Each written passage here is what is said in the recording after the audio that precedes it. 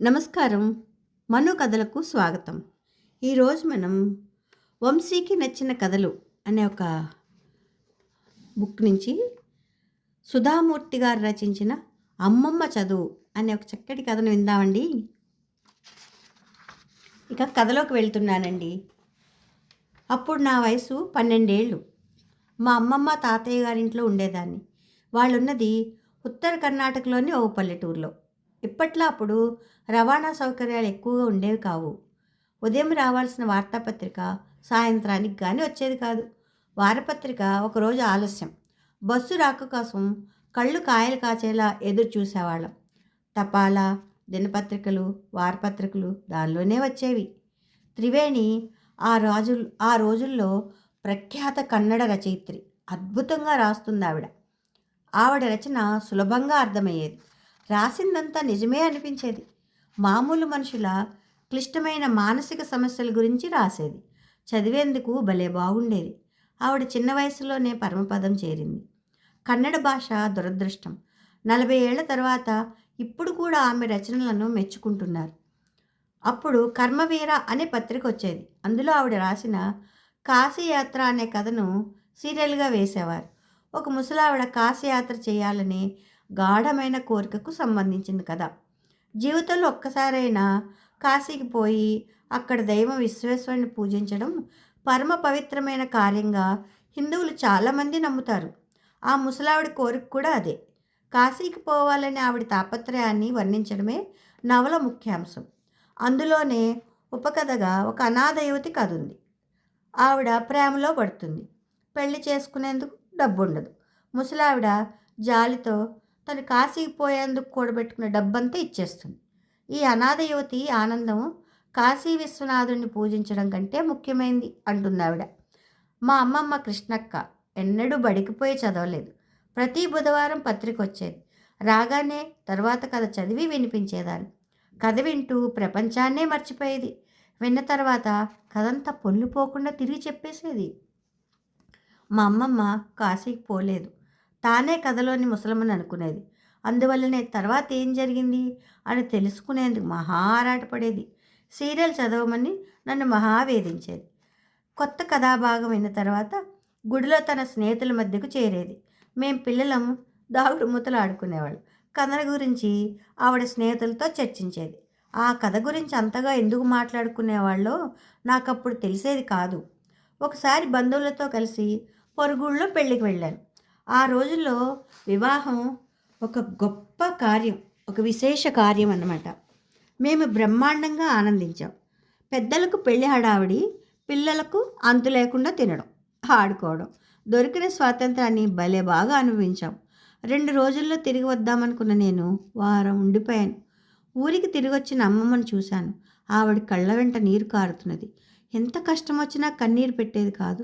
నాకు చాలా ఆశ్చర్యం వేసింది. ఏం కారణమై ఉంటుంది? నాకు దిగులు పట్టుకుంది. అవ్వా, నువ్వు బాగున్నావు కదా? అంతా బాగుంది కదా అడిగాను. ఉత్తర కర్ణాటకలో కన్నడంలో అవ్వ అంటే అమ్మ అని దాని అర్థం. నేను ఆమెను అవ్వ అంటాను. ఆమె తల ఊపింది కానీ మాట్లాడలేదు. ఎందుకోలే అనుకుని ఆ తర్వాత ఆ విషయం మర్చిపోయా. రాత్రి భోజనాలైన తర్వాత అందరం డాబా మీద పడుకున్నాం. వేసవికాలం. పూర్ణచంద్రుడు ఆకాశంలో వెలుగుతున్నాడు. అవ్వ వచ్చి నా పక్కన కూర్చున్నది. ప్రియంగా నా నొసలు నిమిరింది. ఆవిడ ఏమో చెప్పాలనుకుంటున్నదని అర్థమైంది. ఏమవ్వా అడిగాను. నా చిన్నతనంలోనే అమ్మ చనిపోయింది. నా ఆలనా పాలనా చూసేందుకు, సలహాలు ఇచ్చేందుకు ఎవ్వరూ లేరు. మా నాన్న నాకు ఎప్పుడూ పనే. 2వ పెళ్లి చేసుకున్నాడు. ఆ రోజుల్లో ఆడపిల్లలకు చదువు అవసరమని అనుకునేవాళ్ళు కాదు. నన్ను బడికి పంపలేదు. చిన్నతనంలోనే పెళ్లి చేసేశారు. పిల్లలు పుట్టారు. తీరిక లేకుండా పోయింది. తరువాత మనుమలు మనమరాళ్ళు వచ్చారు. వాళ్లకు వండడం పెట్టడం చాలా సంతోషంగా ఉండేది. అప్పుడప్పుడు చదువుకోలేదని బాధపడేదాన్ని. అందుకే నా పిల్లల్ని వాళ్ళ పిల్లల్ని బాగా చదివించాలని నిర్ణయించుకున్నాను. నాకు 12 ఏళ్ళు, అమ్మమ్మకు 62 ఏళ్ళు. ఈ అర్ధరాత్రి తన జీవిత కథ నాకెందుకు చెప్తున్నట్లు? ఆమె అంటే నాకు మహా ఇష్టం. ఈ కథ చెప్పడానికి ఏదో కారణం ఉందని నాకు తెలుసు. ఆమె మొహంలోకి చూశాను. సంతోషంగా లేదు. కళ్ళ వెంట నీరు కారుతున్నది. ఆవిడ చాలా అందంగా ఎప్పుడు నవ్వు ముఖంతో ఉంటుంది. అప్పటి ఆమె విషాదవదనం ఇప్పుడు కూడా నా కళ్ళకు కడుతుంది. ముందుకు జరిగి ఆమె చేయి పట్టుకున్నాను. ఏడవడం ఎందుకవ్వా, వద్దు, అసలు సంగతి ఏమిటి, నేనేమన్నా చెయ్యాలా అన్నాను. అవును, నువ్వు సహాయం చేయాలి. కర్మవీర మామూలుగా వచ్చింది, నువ్వు లేవు. పత్రిక తెరిచాను, కాశీయాత్ర కథ బొమ్మ చూశాను, కానీ చదవలేకపోయాను. అవైనా తెలుసుకోగలవేమోనని వేళ్లను అక్షరాల మీదుగా చాలాసార్లు పోనిచ్చాను. ప్రయోజనం లేదని తెలుసు. నేను చదువుకొని ఉంటే ఎంత బాగుండేది.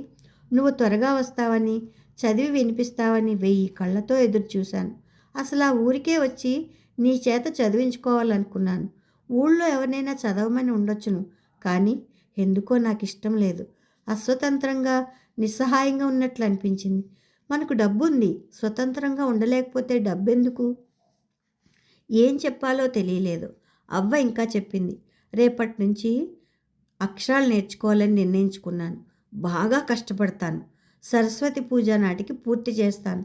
ఆ రోజు నాకే నేను నవల చదవాలి, స్వతంత్రంగా ఉండాలనిపిస్తున్నది. ఆమె ముఖంలో నిర్ణయంతో కూడిన నమ్మకం కనిపించింది. నవ్వాను.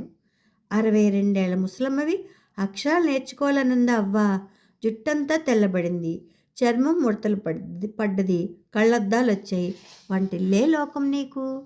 ఆకతాయితనం. పెద్దామెను గేలి చేశాను. ఆమె చిరునవ్వు నవ్వింది. మంచి పని చేయాలని నిర్ణయించుకున్నాను. ఎలాంటి ఆటంకాలనైనా దాటుతాను. అందరికంటే ఎక్కువగా కష్టపడతాను. నిజంగా కష్టపడతాను. నేర్చుకునేందుకు వయసు అడ్డం కాదు. మన్నాడే చదువు చెప్పడం ఆరంభించాను. అవ్వ అద్భుతమైన విద్యార్థిని.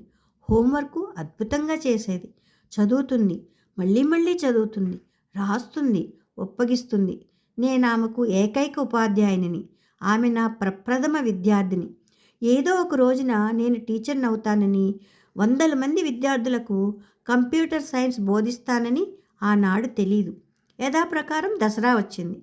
అప్పటికి కాశీయాత్ర పుస్తక రూపంలో వచ్చింది. ఆ నవలను రహస్యంగా కొన్నాను. అమ్మమ్మ నన్ను పూజ గదిలోకి రమ్మన్నది. ఓ స్టూల్ మీద కూర్చోబెట్టింది. లంగా జాకెట్ గుడ్డ బహుమానంగా ఇచ్చింది. వంగి నా కాళ్లకు మొక్కింది.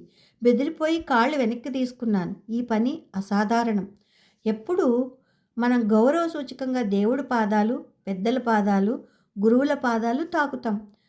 పెద్దలు పిల్లల పాదాలు తాకరాదు. ఇది మన చాలా గొప్ప సాంప్రదాయం. ఇప్పుడు తలకిందులైంది. ఇది సరైంది కాదు. నే తాకింది నా గురువుగారి పాదాలు కానీ నా మనవరాలి పాదాలు కాదు. నాకు ప్రేమగా పాఠాలు చెప్పిన టీచర్వి. ఇప్పుడు ఏ నవలనైనా సునాయాసంగా చదవగలను. ఇప్పుడు నేను సర్వస్వతంత్రురాలిని నీ వల్లనే కదా. నా టీచర్ని గౌరవించడం నా ధర్మం. వయోభేదాన్ని, ఆడ మగ తేడాన్ని పాటించకుండా గురువును గౌరవించాలని మన శాస్త్రాల్లో రాశారు కదా. ఆమె పాదాలు పట్టుకొని ప్రతి నమస్కారం చేశాను. మొట్టమొదటి విద్యార్థికి నా బహుమతిని అందించాను. కాశీయాత్ర నవల. రచయిత్రి త్రివేణి, ప్రచురణకర్త అంటూ గడగడా చదివేసింది. నా విద్యార్థిని అత్యుత్తమ శ్రేణిలో ఉత్తీర్ణురాలైంది. కథ చాలా బాగుంది కదండి. ప్రతి మనవలు మనవరాలు ఇట్లాగా వాళ్ళ అమ్మమ్మ తాతయ్యల్ని ప్రేమగా చూసుకుంటే నిజంగా వాళ్ళు ఇంకా చాలా కాలం బతుకుతారు. కథ సమాప్తం. ఈ కథ మీకు నచ్చితే లైక్ చేయండి, షేర్ చేయండి, కామెంట్ చేయండి, సబ్స్క్రైబ్ చేసుకొని నన్ను ఎంకరేజ్ చేయండి. ఉంటానండి. ప్రేమతో మీ మను.